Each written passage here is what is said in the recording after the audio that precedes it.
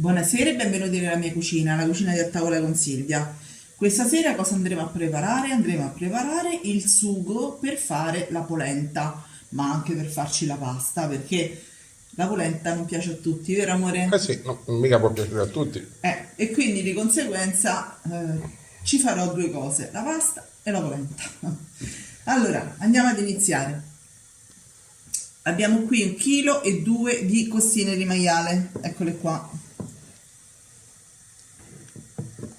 Giro così si vedono meglio, eccole qua.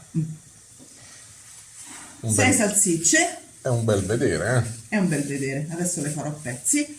Una cipolla e una carota, andrebbe anche del sedano, ma non lo posso mettere per ovvie ragioni, Eh vero sì, amore? purtroppo chi è allergico al È sedano. allergica al sedano.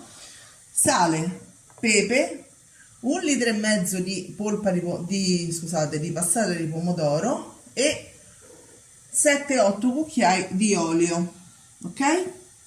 Questo è tutto l'occorrente. In più un bel bicchiere di vino bianco, ma va bene anche rosso, ok? Allora, detto questo, io andrò a sbucciare la cipolla, a pulire la carota e a fare a pezzi le nostre costine, quindi ci rivediamo tra un attimo. Allora, ho pulito la carota, ho sbucciato la cipolla, la lascio intera in maniera che così poi dopo, una volta rosolata per bene, la posso andare a togliere. E idem la carota. Qui abbiamo qualche problemino con le verdurine dentro al soffritto, ok?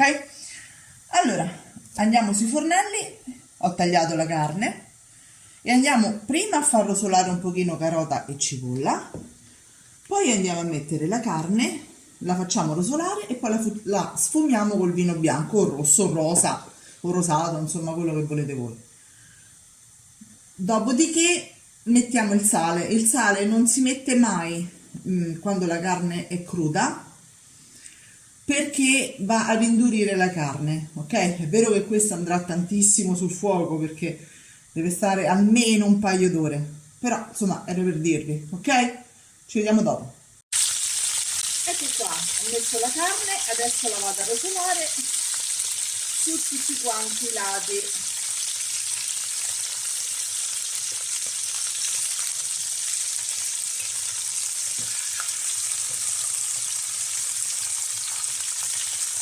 Questo è un bel piatto, molto, molto saporito. Questo è il piatto che faceva sempre mia nonna la domenica. Eh, eh, tua nonna la sapeva lunga. Mia nonna era brava, insomma. Solo che lei, oltre a tutto il grasso che tirava fuori il maiale, ci metteva pure tipo 1 litro d'olio sopra. E vabbè, un tempo si usava fare così. Un tempo si cucinava così, esatto. Allora, dicevo, lo faccio rosolare, poi metto le salsicce e poi sfumo col vino. Quindi ci rivediamo tra un attimo. Ecco qui, ho messo anche le salsicce, alzo la fiamma e poi ci metto la chicca di mia nonna. Questa è una cosa di famiglia, 2 foglie di lauro spezzettate, vino e faccio evaporare.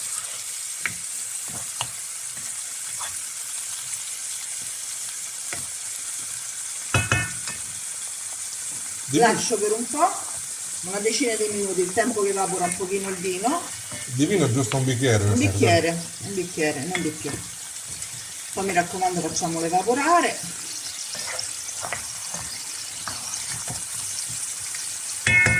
E solo una volta evaporato il vino potremo andare a mettere il sale, ok? Eccoci qua. A questo punto mettiamo un po' di pepe, stavolta nero, di solito io uso il bianco, ma qui ci vuole il nero. E se non preferite al posto del pepe potete mettere il peperoncino e un bel po' di sale.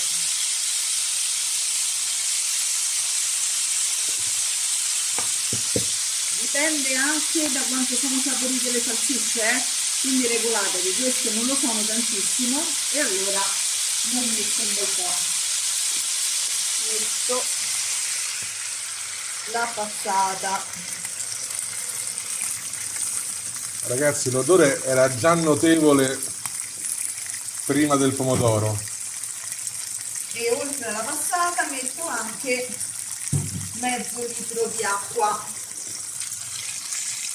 Ora io ho la fortuna di avere questa pentola che mi facilita le cose, perché con questa dimezzo proprio i tempi di cottura, però va bene una pentola qualsiasi, ok? Io ripeto, questa qui, uso questa, abbasso tutto il fuoco, quindi un medio alto,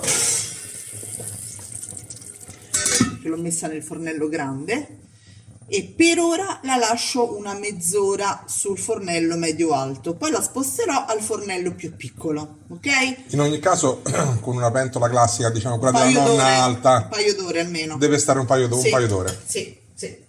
A più tardi. A dopo. Ragazzi, qui l'odore è notevole. Voilà. Guardate che bello. Questo è dopo un'ora, ok? Dopo un'ora con questa pentola, però vi voglio far vedere una cosa. Guardate, è tenerissima, si toglie dall'osso. Ce n'è una che si è proprio staccata. Eccola, questa, vedete? Eccola qua. È proprio tenera tenera. In ogni caso io la lascio ancora perché mi piace ancora più tenera, e poi ci sono i pezzi più grandi, quindi le lascio ancora. Metto un altro pochino d'acqua, diciamo un bicchiere di quelli grandi, e abbasso, lo metto di nuovo sul fornello più basso, questa volta come vi ho detto prima, non di nuovo, lo metto sul fornello più basso. Quindi facciamo cuocere per almeno un'altra mezz'ora con questa pentola, poi mi raccomando, questo almeno 2 ore, come ho detto già prima, ok? Ci vediamo dopo. Voilà.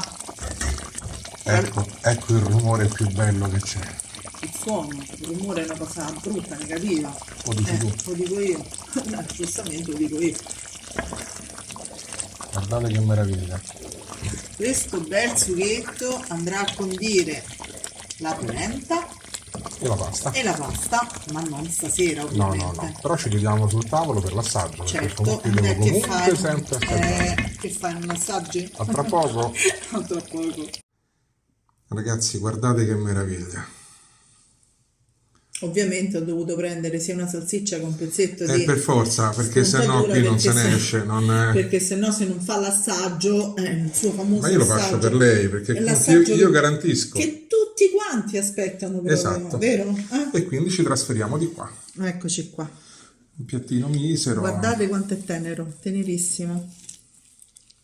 Che bello. Fantastico. Io sto tagliando pianissimo. In realtà potrei Anche con la forchetta? farlo anche con la forchetta. Sì. Non lo fare. No, lo faccio invece, ecco, vedi? Tieni, te lo intingo anche nel sughetto. Bravissima. C'è già l'acquolina.